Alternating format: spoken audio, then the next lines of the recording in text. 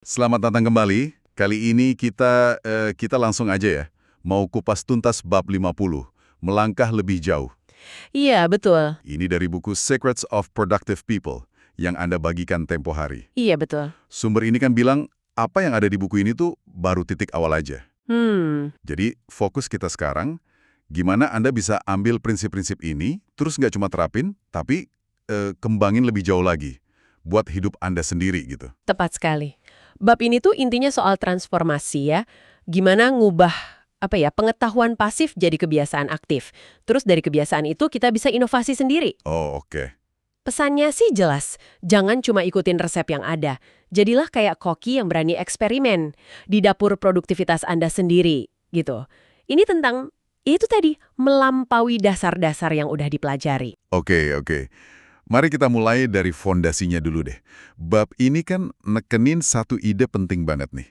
Katanya produktivitas itu bukan bakat, tapi Ya, keterampilan. sesuatu yang dipelajari. Iya, dipelajari. Mirip kayak belajar nyetir atau baca lah. Awalnya mungkin kaku ya, butuh konsen banget. Tapi lama-lama kan jadi otomatis. Kayak nggak mikir lagi gitu. Betul. Sumber, kita kasih contoh Newton, Van Gogh, Ford, mereka hebat itu bukan cuma anugerah gitu aja. Bukan. Tapi hasil proses, disiplin, sama konsistensi. Nah, itu dia, prosesnya. Mungkin Anda nggak akan jadi Newton berikutnya, ya kan? Tapi prinsip belajar dan konsisten ini bisa banget diterapin buat capai potensi maksimal di bidang Anda sendiri. Dan di sini nih ada yang menarik, semacam paradoks gitu, yang diseratkan di bab 50 ini. Gimana tuh? Jadi kemampuan buat melangkah lebih jauh, buat inovasi itu, justru dibangun di atas fondasi rutinitas dasar, yang mungkin kesannya, ya agak ngebosenin mungkin ya. Oh, rutinitas dasar kayak gimana contohnya? Iya kayak nguasain teknik, misalnya time blocking dari bab 9, atau nerapin aturan 2 menit buat email dari bab 4. Iya. Sampai hal-hal itu tuh jadi otomatis. Kayak nyetir mobil di rute yang udah hafal banget lah. Iya. Nah, kalau itu udah otomatis, kapasitas mental Anda jadi bebas.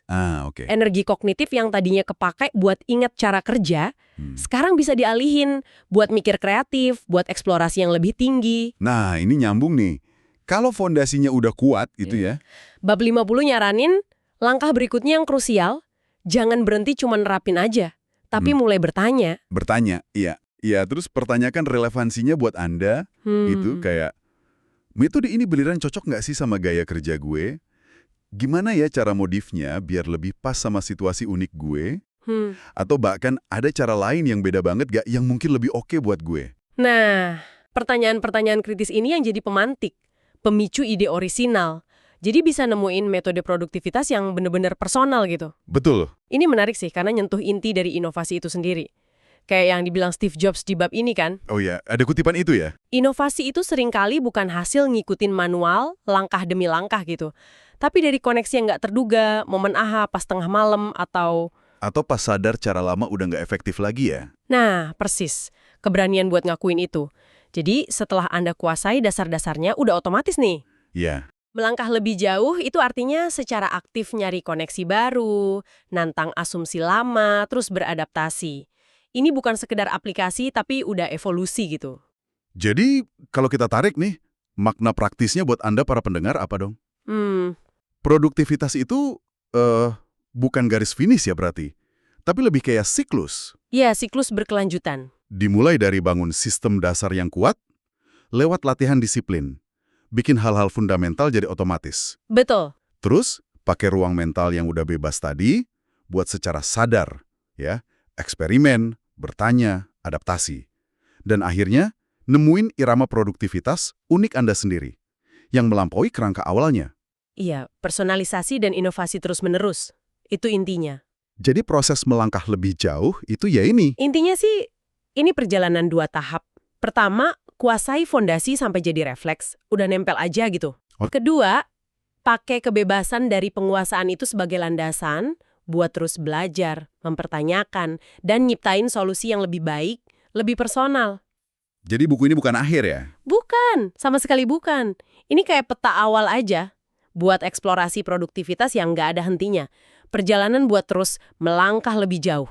Sip. Sebagai penutup nih, ada satu pemikiran buat Anda bawa pulang. Renungkan coba. Anggaplah rutinitas produktivitas inti Anda udah jalan mulus nih, udah otomatis, udah bebasin sebagian energi mental Anda.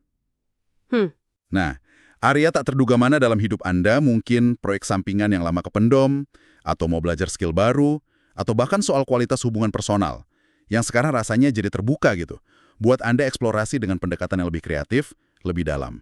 Sebagai hasil dari langkah Anda melampaui dasar tadi. Coba dipikirkan ya.